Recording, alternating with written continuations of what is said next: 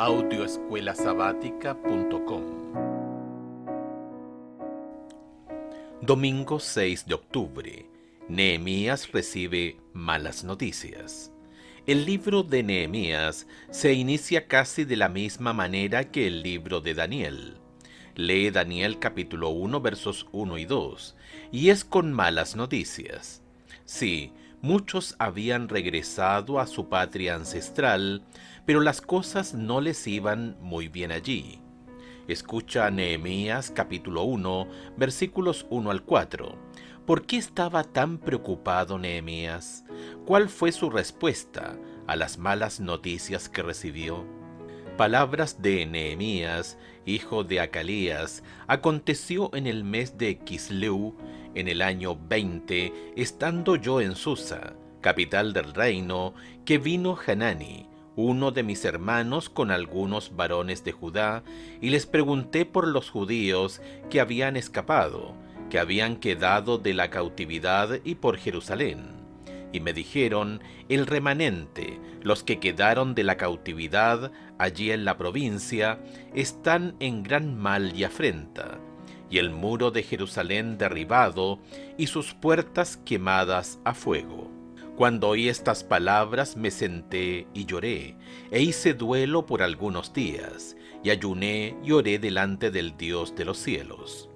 Algunos judíos capturados años antes fueron llevados a Susa, uno de los 4 centros administrativos del Imperio Persa, donde Nehemías trabajaba en el palacio real como copero. El término usado para Hanani, uno de mis hermanos, probablemente se refería a un hermano de sangre, porque hay una referencia similar, pero más familiar a Hanani en Nehemías, capítulo 7, verso 2, aunque podría ser una referencia a un compatriota israelita. La conversación con Hanani probablemente ocurrió entre mediados de noviembre y mediados de diciembre del año 445 a.C., unos 13 años después del regreso de Esdras a Jerusalén. Hanani informó que la situación en Jerusalén era grave. El pueblo no había podido reconstruir Jerusalén y el enemigo destruyó los muros de la ciudad, dejándola indefensa y desolada. Nehemías había escuchado rumores de que los samaritanos destruyeron los muros de la ciudad, pero no tenía respuestas definitivas hasta ese momento. En consecuencia, el mismo rey Artajerjes aplastó las esperanzas de los repatriados al detener el progreso de la construcción después de que la gente del otro lado del río se quejara. Esdras capítulo 4. A pesar de que el templo fue reconstruido, no estaba funcionando en forma plena porque la gente necesaria para el servicio del templo no podía vivir en Jerusalén.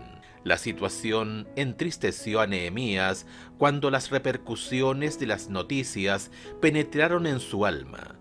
Los judíos no habían glorificado a Dios aun cuando habían regresado con ese propósito. Habían descuidado la casa de Dios y la ciudad santa debido a su temor al enemigo y la opresión.